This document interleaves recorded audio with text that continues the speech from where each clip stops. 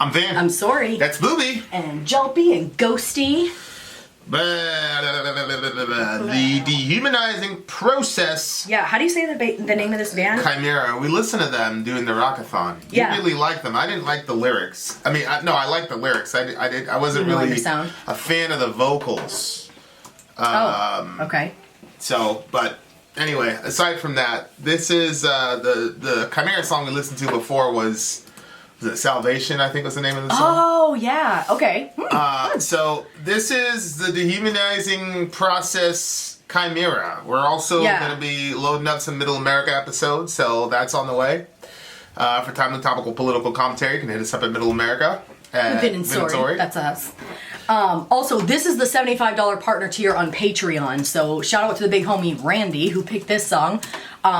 Basically, you just jump on Patreon for the $75 tier, and as soon as it clears, then your name gets put on the list. You get bumped kind of at the top of the list, and you get your song reacted to. Yeah. Other than that, you can go and join alliances and stuff, which we're still waiting to put out the video on that because I still haven't got clarity on how that. We've got an alliance leaders meeting this Monday, so I'm sure Brandon will be able to figure it out. Yeah. So anyway, that's that. Yeah. Hope everybody had a good Thanksgiving. Yeah, hope you guys were able to stuff your fat American faces with food. Shout out to the big homie Tina, who last year taught me how to brine the turkey, and I took that same idea and threw it together this year, and it worked out. That was legit. I enjoyed it. So obviously, shout out to Tina. Yep. Tina of the Village. Okay, the Dehumanizing Process. I almost called her up again this year to have her go through it with me, but then I'm like, I can't just take up her time just because I want to do it. I'm like, I gotta just try to do it on my own, not bugging Tina. People are not there for your whatever. Right. My beck and call. Your beck Tina, and call. I need you. All right, let's do it. The Dehumanizing Process. Chimera. Let's go. Go. Oh, this isn't plugged into the computer. I will say, last night I had a dream where there was some paperwork, and I found the paperwork and it said Leah on it, and I was like, oh, it's talking about Leah. Leah as in Leah of the Village? Leah of the Village. I hope you're doing well. Of course. Okay, ready? Her guy Trump is killing it. Yep. So. You don't have as good of a president. Yeah, all praise is due to Adam Schiff for giving Trump 2020 in the bag. Appreciate you, buddy. All right, let's go. Go.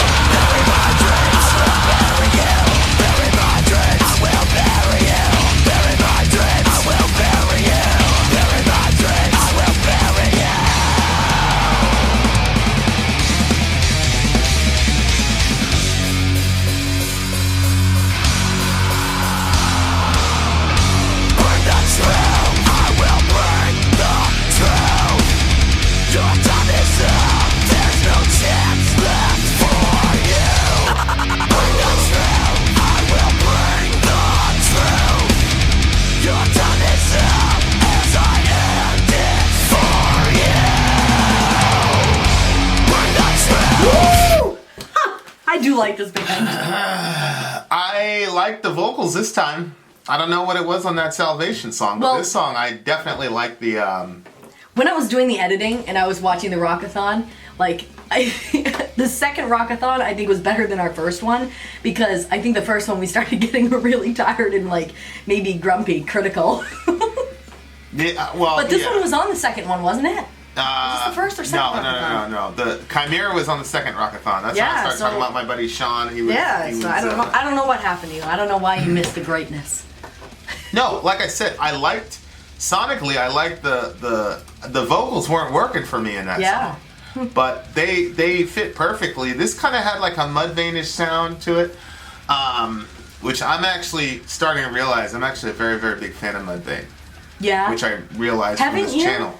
Well, I listened to a lot of LD50. When LD50 came out, I used to listen to that record like every day. But anyway, this song is the last song on the record. Is it? Holy moly, what? It says 13 and then there's like 8 things listed after it. I think those are all like live songs though. You know what I mean? Live. Yeah, but you'd think they would have split those up. But the Dehumanizing Process, so it's the last song on the record. Clear the way, the new king has arrived to take your place. While I've got your enemies, always had this vision of who had become a powerful giant who would rule with ease and who would bring the truth. I'll bring the truth. The time is up. And then at the end it says, you can try to hide it, it'll come back to you. You shatter dreams before they're fully dreamt. You're a pig and you should die. I feel no remorse. I honestly... Right absolutely. Here. What? When you promise me nothing but a throne, when time comes, you'll hide the fact that you will only be one way, a fake liar. That goes along with that king theme. And then it says, bury my dreams, I'll bury you. So it just looks like somebody who didn't want to see them get successful. And it's kind of like, because there's people like that. Oh, I know there's definitely people like that. But why would he promise him the throne? Well... If he doesn't want to be successful, wouldn't he just be negative? Well, if you look at it, because at the end of the song it says, bury my dreams and I'll bury you. Mm-hmm. And then it's talking about him being clear the way, the new king has arrived to take your place. Mm-hmm. Well, so it's, I think the person was basically saying, sure, yeah, we can rule together, but, most people don't want to rule together with somebody. Yeah. Most people want to, they work behind your back to try to, which... Well... Go ahead. I don't understand being so angry at a person who's like that. I've experienced that a lot in my life, where people, are jealous of you or they're afraid of your power or whatever, but I don't see the point in being angry at them. It's just their fear. Well, yeah, was it me or were you just afraid? Yeah, it's just people's fear. I can't be mad at somebody because they're scared. You know what I mean? Like, because that's not going to stop me from doing what I'm going to do. You know what I mean? Like, whether it's in the corporate world, the church world, whatever world you're in, once people figure out that you're the king or whatever you want to call it, people are going to be jealous of you because they're scared of you, and then they're going to try to destroy you because they're afraid of you. But I don't understand being mad at people like that. And you've experienced a lot of that too. But you get mad at those people? I'm trying to think of what situations you're talking about. I mean, like... With you or with me? Oh no, it's very easy to see with you. No, that's very easy. That's ridiculous. And you know what? Like, with you, it's like... You're not trying... You come across like you're trying to rule the show. It's not. You're very confident about your ideas, and you're going with them, and you're not trying to be like, I'm the best. If you were always trying to be the I'm the best, then you would throw other people under the bus in your pursuit to get to the top. You're not trying to get to the top. You're just trying to... You like to be great at everything that you're doing, and you don't like to do anything half-assed, so... who can fault you for that? But then it does make people feel inferior or whatever. But see, to me, this seemed more like... I'm hanging up! You're uncivilized! Shout out to the big homie. Yep. Yo, that I gotta tell you, I usually do not expect that type of... This is completely an inside situation. But if you're watching, I generally do not expect that from black people. Especially black men. Yeah. Especially black dudes like the group that you're a part of. I know. That was some weak shit, my guy. And to this moment, I do not get it. You look so confused for quite a few hours. I've been, and I'm still to this moment very, very confused. But back to our regularly scheduled program already in process.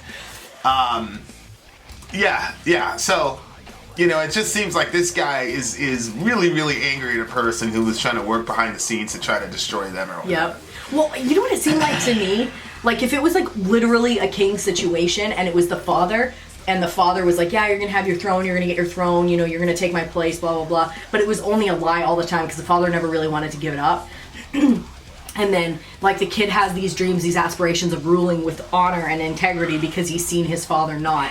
And then, in the end, the only way is to, eliminate his father because that's the only way for him to actually get his throne. Well, yeah, I mean, that's a big thing with, okay, so this is actually on a different record. I see. So the one that we looked upon, that was from the record.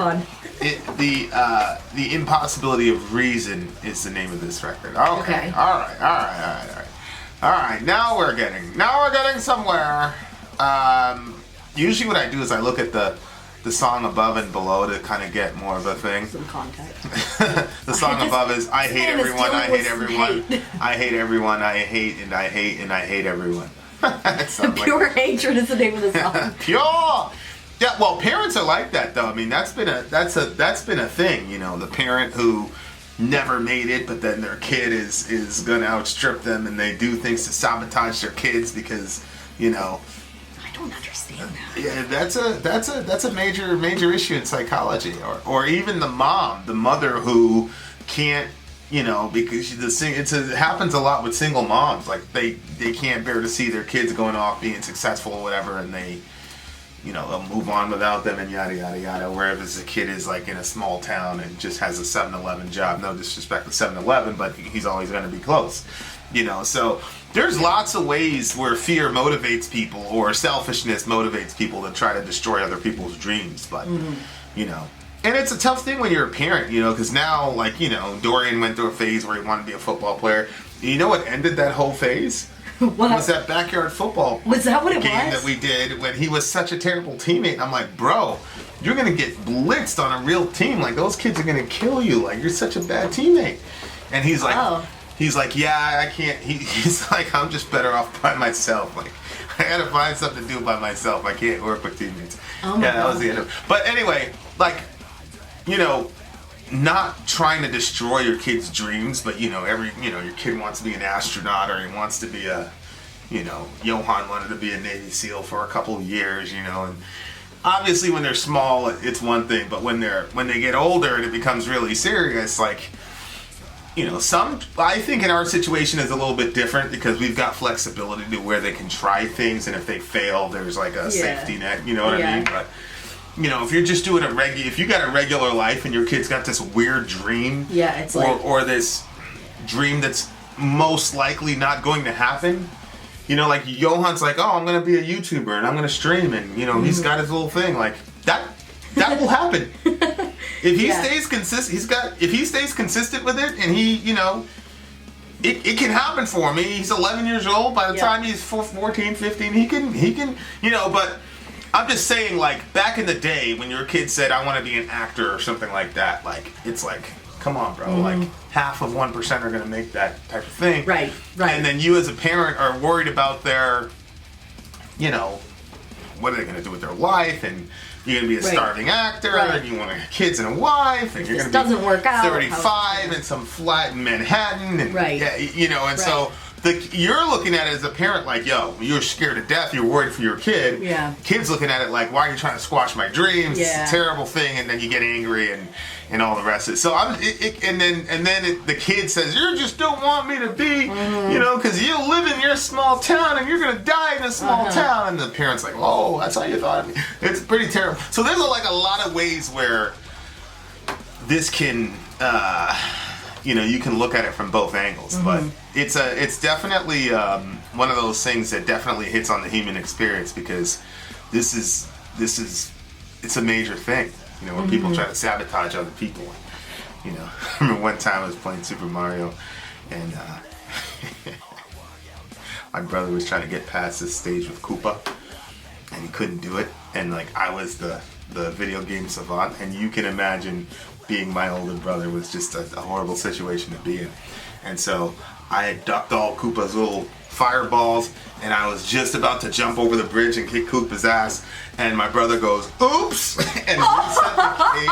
I was so angry.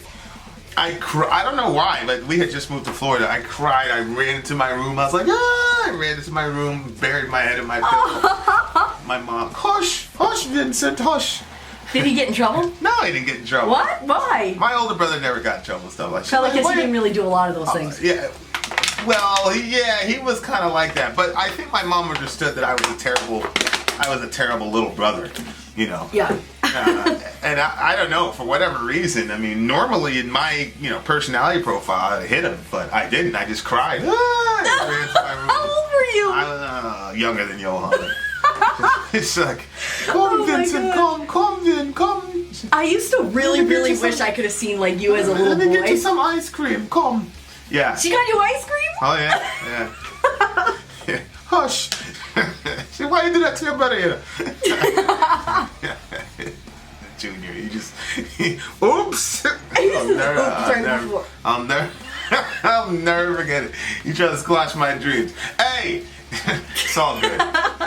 I went off and did big things. He's doing big things right now. Much love to the big homie, but I was fucked up, bro. It's terrible. What do you get the song? If I'd had Chimera, I'd have been like, I'll bring the truth. I'll bring the truth. You didn't want me to beat you in Mario. What do you get the song? 9.8. I really like this band. The riffs were really interesting because it seemed like you got them like da da da da da, but then they did some variations of that riff that I really enjoyed.